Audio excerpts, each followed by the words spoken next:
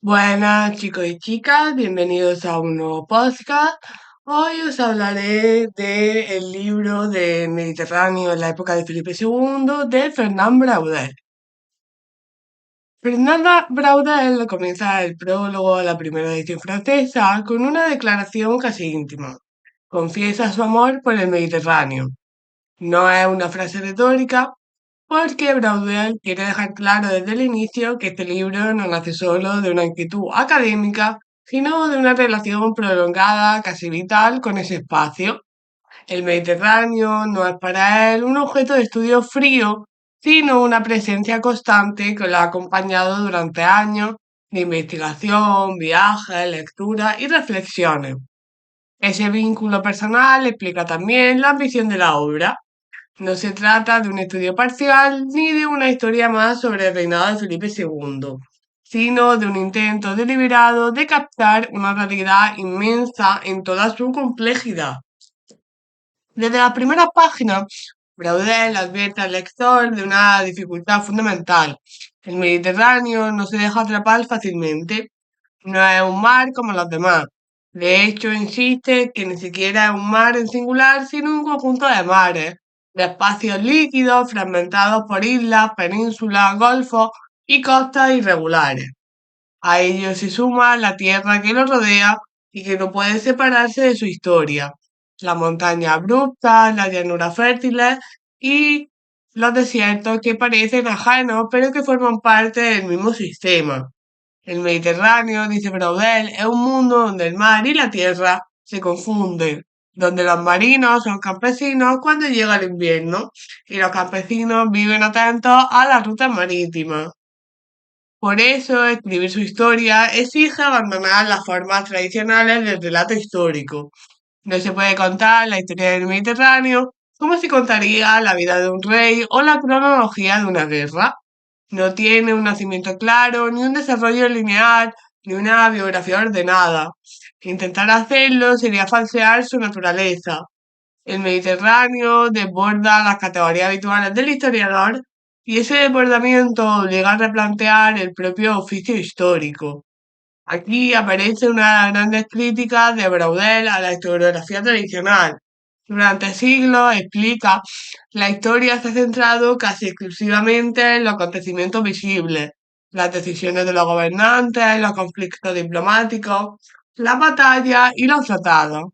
Es una historia ruidosa, dramática, llena de nombres propios y fechas memorables, pero es también una historia superficial, no porque sea falsa, sino porque es incompleta.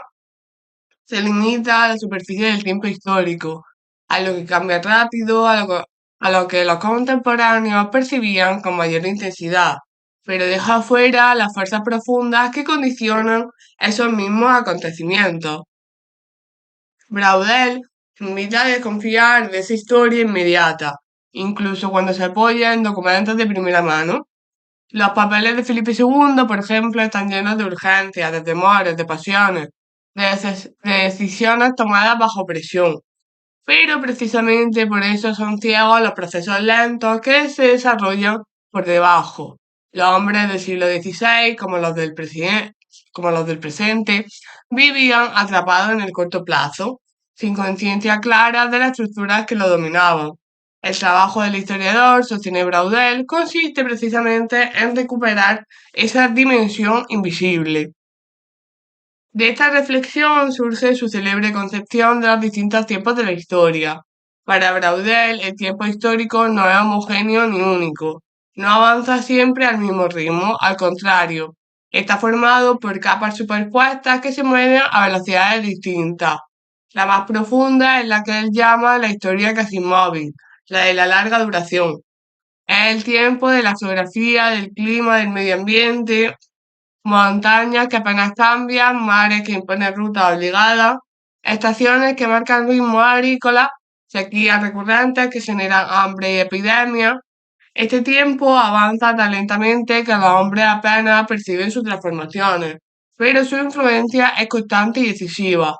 Las sociedades mediterráneas, por ejemplo, no pueden entenderse sin el clima seco del verano, sin la escasez crónica de agua y sin la necesidad de almacenar granos y sin la amenaza permanente de la malaria en la llanura. Por encima de ese tiempo, casi inmóvil, se sitúa un segundo nivel, el de las estructuras sociales, económicas y políticas.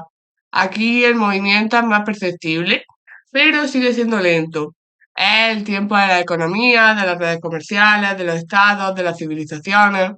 En este nivel se inscriben fenómenos como el predominio de ciertas ciudades, la organización del comercio a larga distancia, la circulación de metales preciosos, la formación de imperios, las grandes rutas marítimas y terrestres. Estos procesos no se desarrollan en años, sino en décadas o incluso siglos, y determinan el marco en el que actúan los individuos.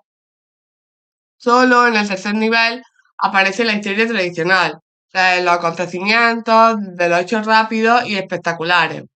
Es la historia de las guerras, de las crisis políticas y de los grandes personajes.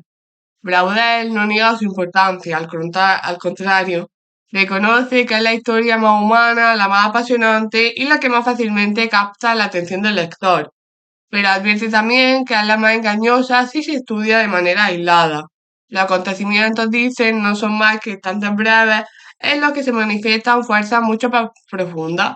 Sin estas resulta incomprensible. Esta concepción del tiempo histórico permite a Braudel replantear también el papel de Felipe II y del siglo XVI. Aunque el libro lleve su nombre, el rey aparece casi como una figura secundaria frente a la magnitud del Mediterráneo. Felipe II gobierna un imperio inmenso, pero incluso él está sometido a condicionamientos que escapan a su voluntad. Las distancias, las dificultades de comunicación, la lentitud de los transportes, la dependencia del grano, el flujo de metales preciosos, la presión del Imperio Otomano. Sus decisiones no pueden entenderse sin este contexto estructural. Braudel cuestiona además la idea de una decadencia inmediata del Mediterráneo en el siglo XVI. Aunque el Atlántico gana protagonismo con la expansión europea hacia América, el Mediterráneo sigue siendo un espacio vital densamente poblado, económicamente activo y culturalmente central. Su aparente declive es en realidad un proceso lento y desigual, lleno de resistencia y adaptaciones. Incluso la famosa batalla de Lepanto, tan celebrada por la historiografía tradicional, aparece en esta perspectiva como un episodio espectacular pero limitado, incapaz por sí solo de alterar las grandes corrientes históricas. En el tramo final del prólogo, Braudel reflexiona sobre su propio método y reconoce los riesgos de una empresa tan ambiciosa. Sabe que su obra es imperfecta, que se apoya en fuentes incompletas y que muchas de sus conclusiones serán revisadas o corregidas por otros historiadores, pero defiende con firmeza la necesidad de una historia amplia, interdisciplinaria, capaz de dialogar con la geografía, la economía, la sociología y la antropología. Una historia que no se conforme con los huertos cercados de la especialización extrema.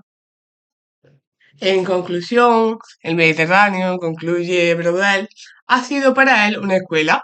Lo ha obligado a romper con la rutina, a pensar la historia de otro modo, a asumir el riesgo de una visión de conjunto y ese es quizá el legado más duradero de su obra, enseñarnos que la historia no es solo el relato del pasado, sino una forma de comprender el presente, de captar las fuerzas profundas que siguen actuando bajo la superficie del acontecimiento cotidiano. Y hasta aquí llega el podcast de hoy. Espero que os haya gustado. Y os recomiendo que si os gusta el Mediterráneo y la historia, pues leáis el libro de Braudel. Bueno, chao.